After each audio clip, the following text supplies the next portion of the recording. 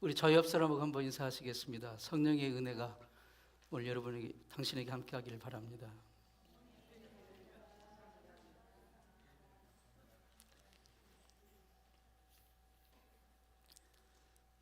어느 지역 식당에 요리사가 있었는데요. 자기 일하는 그 주방 뒷문에다가 자기 애완동물 강아지 한 마리를 키웠어요. 그리고 이제 음식을 만들다가 남는 게 있으면 이렇게 그 강아지에게 던져줍니다. 걔가 음식 맛이 좋으면 막 꼬리를 막 흔들고 행복한 표정을 짓고 멍멍 좋아라 합니다. 어떤 음식이 맛이 없으면, 던져진 음식이 맛이 없으면 걔가 얼굴을 찡그리고 표정이 안 좋습니다. 요리사는 자기 개가 그렇게 표정을 짓는 걸 보고 자기 음식을 평가를 하는 거예요. 근데 어느 순간부터는 걔가 좋아하는 음식을 만들기 시작하는 거예요. 거기에 초점을 맞춰가지고. 그러다가 얼마 후에 요리사는 드디어 식당에서 쫓겨나게 됐습니다. 왜요? 손님의 입맛에 맞는 음식이 아니라 자기 개 입맛에 맞는 음식을 만드는데 정신이 팔렸기 때문이에요. 훌륭한 요리사는 강아지의 평가가 아니라 손님의 평가를 중요시해야 됩니다. 성도는, 하나님의 자녀는 세상이 나를 어떻게 평가하느냐, 나를 어떻게 판단하느냐가 아니라 하나님의 영이신 성령님이 나를 어떻게 보시고 나를 어떻게 평가하시는지 거기에 우리가 초점이 맞춰져야 됩니다. 여러분은 세상의 평가에 연연하는 사람이십니까? 아니면 하나님이 여러분을 어떻게 보시는가? 하나님의 평가에 초점을 맞추고 사는 사람입니까? 하나님의 판단에 더욱더 귀 기울이는 성령의 사람 되시기를 축원합니다. 성령으로 충만한 삶은 어떤 삶일까요?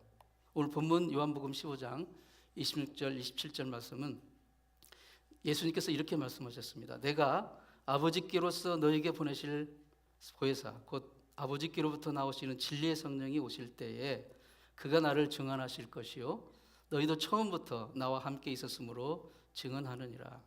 성령으로 충만한 삶은 예수 그리스도를 증거하고 싶은 거예요.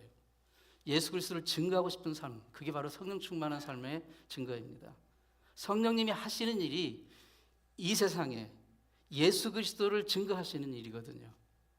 성령이 하시는 일은 우리 배에서 생수의 강이 흘러나게 하시고 우리 안에서 하나님의 말씀이 늘 생각나게 하시고 하나님의 그 말씀의 생명의 역사가 일어나게 하기를 원하시는데 그 모든 게 결국은 예수 그리스도를 증거하기 위한 거예요. 그럼 성령님은 어떻게 예수 그리스도를 우리를 통해서 증거하십니까? 바로 성령으로 충만한 사람, 성령께 순종하는 사람을 통해서 예수 그리스도를 증거하십니다. 성도는 누구일까요? 성도에 대해서 여러 가지 우리가 말을 할 수 있지만요, 예수님의 대속의 은혜에 거하는 사람, 그게 성도라고 말할 수 있습니다. 예수님의 대속의 은혜, 구속의 은혜 안에 거하는 사람. 예수께서 내 죄를 대신해 십자가에 달려 돌아가시고 나를 구속해 주셨다는 말을 그 대속이라고 하죠. 구속, 영어로는 아토먼트 이렇게 표현을 합니다. 화면을 좀 넘겨주세요. 아토먼트라고 표현을 하는데 이 아토먼트라는 영어 단어는 이 하나가 되었다, 함께하는 상태가 되었다 하는 그런 그 뜻을 가지고 있습니다. 이 아토먼트라는 단어는. 그러니까 예수님이 나를 구원하시는 그 대속, 아토먼트는 다시 말해 예수님과 내가 하나가 되었다는 그런 상태를 말하는 것입니다. 내가 예수 안에 거하게 되고 예수님이 내 안에 거하시게 되었다 하는 것을 말합니다. 우리가 예수님과 떨어지게 되면 그게 바로 저주고 멸망이고 지옥이라는 것을 말합니다. 자식이 어디가 아프거나 다치면요, 아픈 것은 분명 자식인데 부모의 마음이 더 찢어지고 아픕니다. 왜 그래요? 부모와 자식은 그 어떤 것으로 될 수 없는 그 하나됨의 상태가 있기 때문에 그래요. 아톰먼의 상태가 있기 때문에 그래요. 우리가 진정 예수 그리스도 안에 있다면 우리가 죄짓고 우리의 영혼이 아플 때마다 예수님의 마음이 더 찢어지고 아프십니다. 예수님과 우리 사이에 아토먼트, 대속의 그 은혜 가운데 있기 때문이에요. 이 아토먼트, 대속의 은혜가 있는 곳마다 진정한 사랑과 진정한 생명이 흐르게 되는 것입니다. 그런 말이 있습니다. 정말 중요한 것은 당신이 얼마나 많은 친구를 가지고 있느냐라기보다도 얼마나 많은 사람이 당신을 진짜 친구로 생각하느냐라는 말이 있습니다. 여러분은 예수님을 진정한 친구로 생각하십니까? 아니, 예수님이 여러분을 진정한 친구로 생각하시고 있을까요? 세상이 나를 어떻게 평가하느냐, 그것보다도 주님이 나를 어떻게 보시는가, 성령님이 나를 어떻게 보시는가, 그게 더 중요합니다. 주님이 나를 진정한 친구로 생각하시는가. 이 어텀먼이 있을 때 우리는 예수 그리스도를 증거하는 삶을 살 수가 있습니다. 그래서 성령으로 충만한 삶은 그리스도와 우리의 그 대속의 은혜 관계, 그 관계 속에서 그 구원의 사랑을 하며 그 사랑의 능력으로 예수 그리스도가 세상의 구주이심을 증거하고 드러내는 삶, 그게 바로 성령으로 충만한 삶의 모습입니다. 그렇기 때문에 성령님은 우리가 허물이 많음에도 불구하고 예수의 사랑 안에 거하는 그 예수님의 아톰은 예수님의 그 구원의 은혜 안에 거하는 그 사람을 통해서 예수 그리스도를 증거하십니다. 오래전에 한국에 맹집사 이야기라는 책을 쓴 맹천수 씨라는 분이 있는데 조그만 시골 교회를 섬기는 집사였어요. 근데 그분에게 친한 이제 같은 교회 다니는 임집사라는 친구가 있었는데 어느 날 이 임집사가 스트로크를 맞아서 온몸이 전신 마비가 돼서 중풍에 걸렸어요. 그러니까 이제 거동이 불가하게 됐습니다. 이 맹집사는 너무 자기 친구가 그렇게 이제 스트로크를 맞아서 뭐 교회도 가지 못하고 집에만 누워 있기 때문에 너무 슬픈 거예요. 그래서 이제 교회 예배 드리고 갈 때마다 그 집을 들려가지고 교회 상황 얘기하고 여러 가지 얘기를 해주고 얘기를 들어줍니다. 임집사의 소원은 다시 자기가 교회 가서 예배당 가가지고 직접 예배를 드리는 것, 그게 소원이에요. 사랑하는 성도 여러분, 여러분은 모두 건강한 몸을 가지고 이 자리에 나와서 예배를 드립니다. 여러분, 이게 얼마나 큰 은혜인지 아십니까? 이 맹집사 마음이 부담이 돼요. 자기 친구가 스트로크를 맞아서 이제 몸져 누워가지고 집에 있는데 평생 소원이 이제 자기가 교회 직접 나가서 예배 드리는 건데 기도를 하기 시작했습니다. 주님, 휠체어 하나를 주시면 평생 제가 그 휠체어 임집사 싣고 휠체어 밀고 다니면서 교회 예배 드리게 하겠습니다. 그렇게 기도를 하고 사람들에게도 얘기했어요. 그러자 교회에서 그 얘기를 듣고 감동을 받아가지고 헌금을 모아서 휠체어 하나를 사줬어요. 휠체어가 비싸잖아요. 휠체어 하나를 사줬어요. 맹집사는 이제 드디어 임집사를 휠체어에 싣고 예배당에 나오기 시작합니다. 사람들이 막 칭찬을 하고 박수를 쳐줍니다. 그런데 어느 순간부터 그 감격은 사라지고 이게 이제 휠체어를 밀고 다니는 게 짐이 되기 시작했어요. 예. 휠체어를 여러분 사람을 대고 휠체어를 밀고 다닌다는 거 그것도 한 번이 아니라 1년 12달 주일 저녁 예배, 수요 예배, 금요 기도회, 구역 예배. 여러분 이게 보통 일입니까? 고역이죠.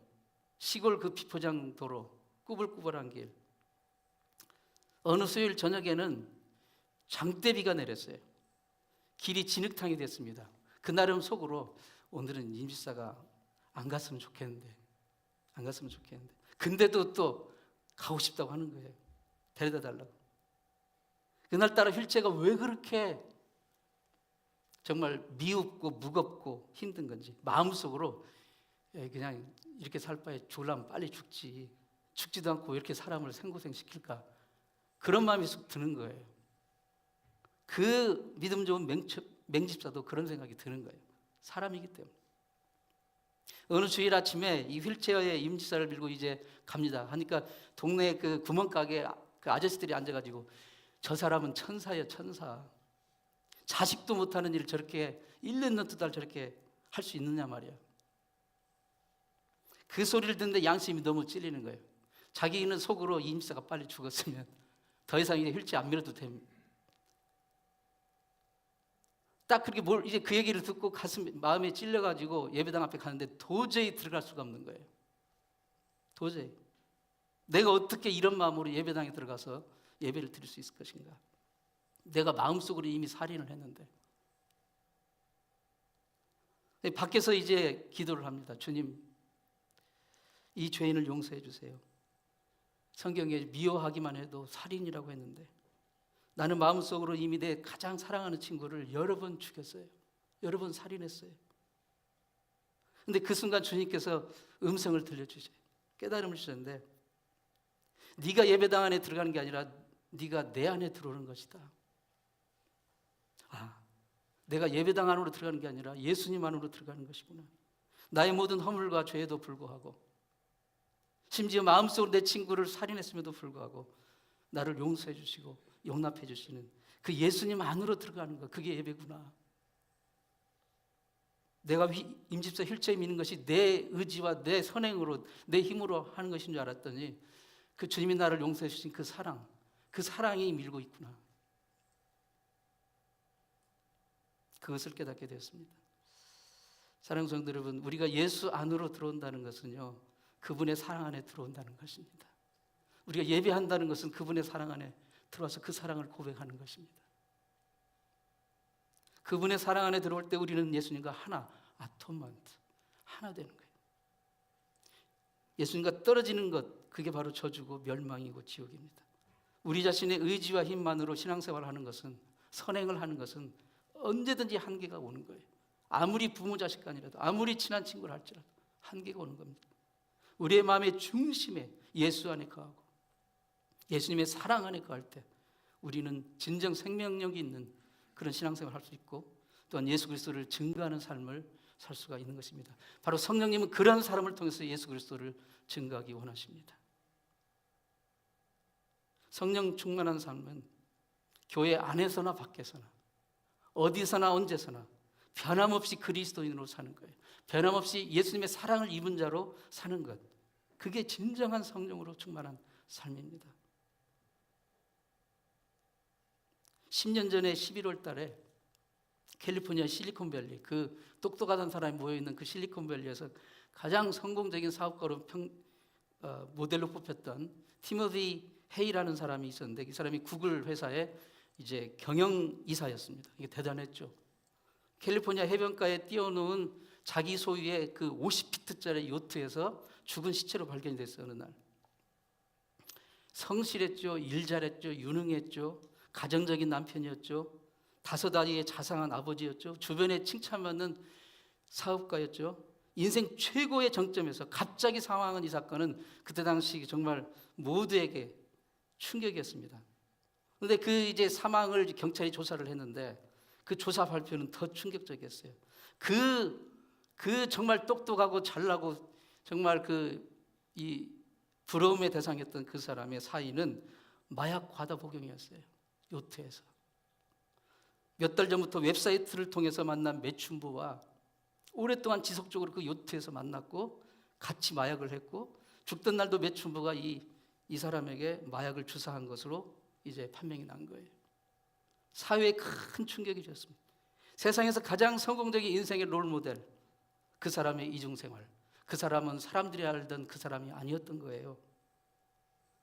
사랑하는 성도 여러분, 진정한 성도는, 진정으로 성령으로 충만한 성도는 어디 있든지, 교회 안에 있든지 밖에 있든지 언제나 어디서나 그리스도의 사랑 안에 거하는 자입니다.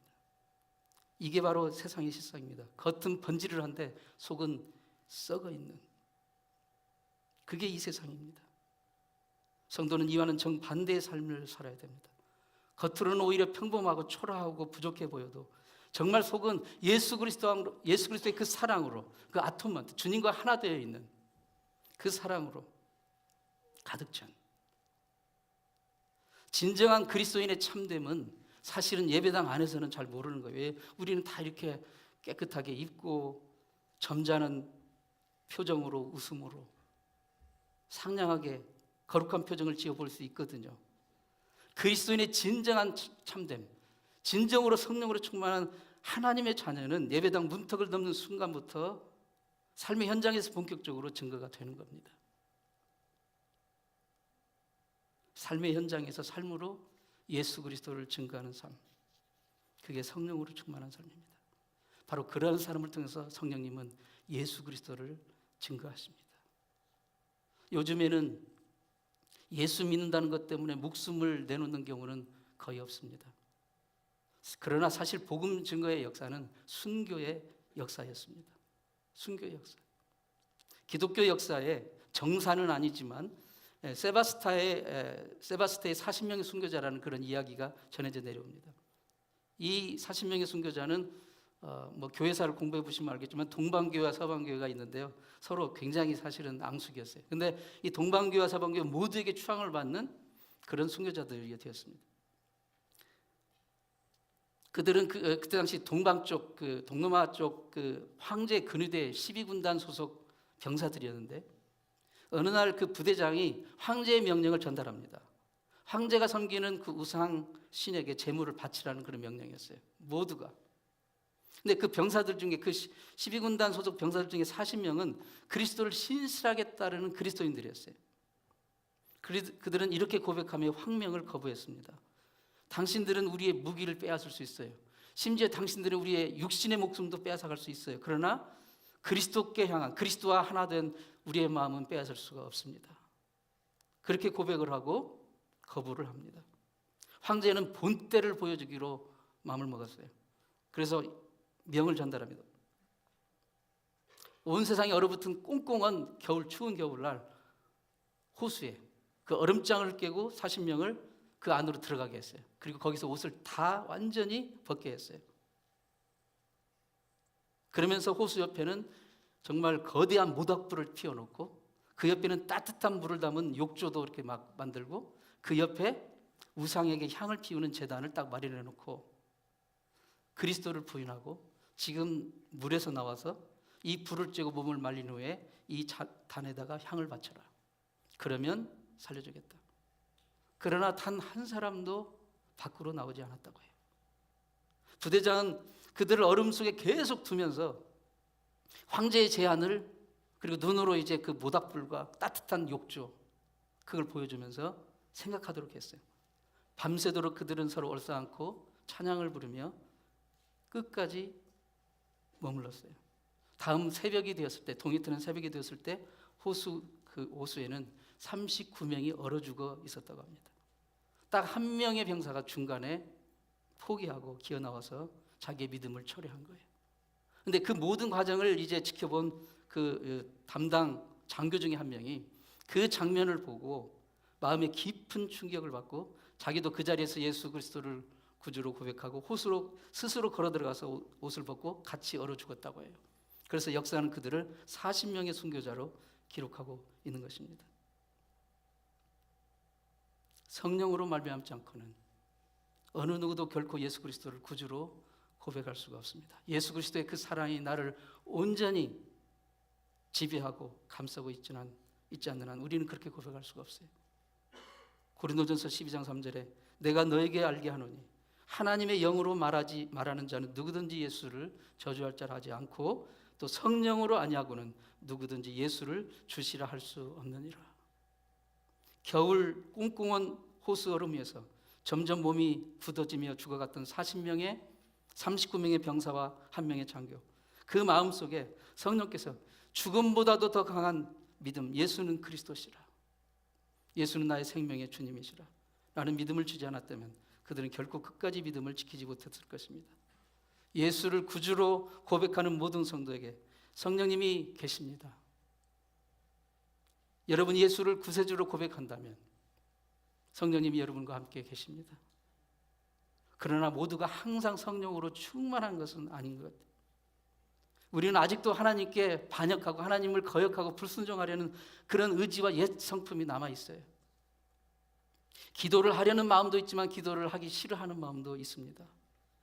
주님을 증거하고 싶은 마음도 있지만 주님을 증거하지 않고 부끄러워하는 마음도 있어요. 말씀에 순종하려고 할 때도 있지만 불순종하려고 할 때가 더 많습니다. 성령님을 기쁘시게 하려고 할 때도 있지만 슬프시게 할 때도 있습니다. 성령님이 우리를 쓰시려고 할 때 우리가 성령님께 불순종하려는 옛 자신의 그 옛 죄악된 성품을 내려놓고 성령님께 내 의지와 결단을 내어드리는 것입니다. 성령님께서 자신의 삶을 온전히 주장하시고 통치하신다는 이 사실을 믿고 자신의 삶을 그분의 인도하심에 맡길 때 바로 성령 충만한 삶, 그런 삶을 통해서 하나님은 예수 그리스도를 증거하십니다. 오직 성령이 너에게 임하시면 너희가 권능을 받고 예루살렘과 온 유대와 사마리아와 땅 끝까지 이르러 내 증인이 되리라. 성령은 바로 그러한 예수 그리스도를 증거하고 싶은 그런 마음과 열정과 능력을 주십니다. 성령으로 충만한 그리스도인은 막 방언을 유창하게 말하는 게 아니라 예수 그리스도의 사랑으로 온전히 지배받고 언제나 어디서나 그리스도를 증거하는 삶으로. 부르신 곳에서 우리가 예배한다고 그랬잖아요. 부르신 곳에서 어떤 상황에서도 바로 거기에서 예수 그리스도가 증거되는 거예요. 우리가 할 수 있는 모든 수단과 방법을 다해 내 삶 전체를 바쳐 예수가 그리스도이심을 증거하는 것입니다. 그렇게 하는 마음과 결단만 있으면 성령께서 인도하시고 능력을 주시고 그에 합당한 지혜를 주십니다. 합당한 지혜를 주셔요. 어떤 부인이 열심히 신앙생활을 했습니다. 근데 남편은 불신자였어요. 남편 보기에 부인이 너무 신앙생활에 푹 빠져 있는 거예요. 그래서 부부싸움을 막 자주 합니다. 남편이 부부싸움 중에 소리를 쳤어요. 당신 그렇게 예수가 좋으면 당신 거 다 싸가지고 당장 나가. 그렇게 말을 했어요. 그러자 그 말을 듣고 아내는 큰 여행 가방을 가지고 거실 한가운데다가 탁 펴놓고 그 여행 가방을 쫙 펴놓고 말했습니다. 당신이 내 거 다 가지고 가라고 그랬는데 다 필요 없고 나는 딱 하나만 돼요. 딱 하나만 내가 싸가지고 갈게요. 내가 필요한 딱 하나는 당신이에요. 당신 어서 이 가방으로 들어가요. 남편이 그 말을 듣고 너무 기가 막히고 어이가 없지만 생각해 보니까 얼마나 내 아내가 진심으로 나를 사랑하고 의지하고 하는지를 깨닫게 됩니다. 결국 이 남편은 아내를 따라서 예수를 믿기 시작했다는 것입니다. 우리는 연약한 육신을 가지고 있기 때문에 우리의 말, 우리의 행동, 우리의 생각, 우리의 삶 그 어느 것도 완벽하지도 않고 완전하지도 않아요. 늘 턱없이 부족합니다. 그러나 우리의 부족한 것 때문에 하나님 우리를 안 쓰시는 게 아닙니다. 허점 많고 실수하고 허물투성인 우리지만 예수 그리스도의 그 구속의 사랑, 대속의 사랑, 그 아토만트, 그 사랑의 은혜 가운데 우리가 온전히 둘러싸여 있고 그 사랑이 온전히 지배다. 하나님께 온전히 우리를 내어 맡길 때 우리는 정말 예수 그리스도를 증거할 수 있는 삶을 삽니다. 성령님이 우리를 찾아오신 목적이 예수 그리스도를 증거하시기 위한 것이죠. 성령님께 순종하는 사람은 나를 내세우는 게 아니라 내 능력을 과시하는 게 아니라 언제든 어디서든 교회 안에서든 교회 밖에서든 그리스도인으로 사는 겁니다. 성령으로 충만한 삶을 사는 거예요. 사도 바울은 사랑하는 제자 디모데에게 너는 말씀을 전파하라. 때를 얻든지 못 얻든지 항상 힘쓰라. 시즌 앤 아웃 오브 시즌. 때를 얻든지 못 얻든지 어떤 상황에서도 하나님을 예배하고 예수 그리스도를 증거합니다. 그게 진정한 성도, 성령으로 충만한 삶입니다. 예수 그리스도는 세상 죄, 당신과 나의 죄를 대신 지시고 십자가에 돌아가신 세상의 구주이십니다. 예수님은 당신과 나의 구주가 되십니다. 이것을 우리의 말로, 우리의 행동으로, 우리의 표정, 우리의 삶으로 증거하는 삶, 성령 충만한 삶을 사시는 여러분 되시기를 축원합니다. 오늘 우리가 성찬상 앞에 다시 나왔습니다. 예수님이 나의 구세주인 것을 다시 한번 이 자리에서 한번 고백하기를 원합니다. 그분의 사랑이 내 삶을 온전히 주장하고 있고 나의 모든 허물과 죄와 부족함을 다 덮고도 넘는, 그래서 하나님의 자녀로 온전히 세워주시는 그 사랑을 이 시간 고백할 수 있기 바랍니다. 그리고 성찬을 받을 수 있기를 바랍니다. 기도하겠습니다. 하나님 아버지, 언제나 어디서나 교회 안에서나 예배당 밖에서나 그리스도인으로 살기 원합니다. 하나님의 사랑 입은 자로 살기 원합니다. 성령으로 인도함 받는 삶 살기를 원합니다. 내 죄 대신 지시고 십자가에 돌아가신 주님의 대속의 구원의 은혜 안에서 그 아토먼트, 그 구원의 은혜 안에서 주님과 하나 되게 하여 주옵소서. 성령으로 충만케 하사 성령의 권능과 지혜를 힘입어 예수 그리스도를 삶의 현장에서 증거하게 도와주시옵소서. 예수님의 이름으로 기도합니다.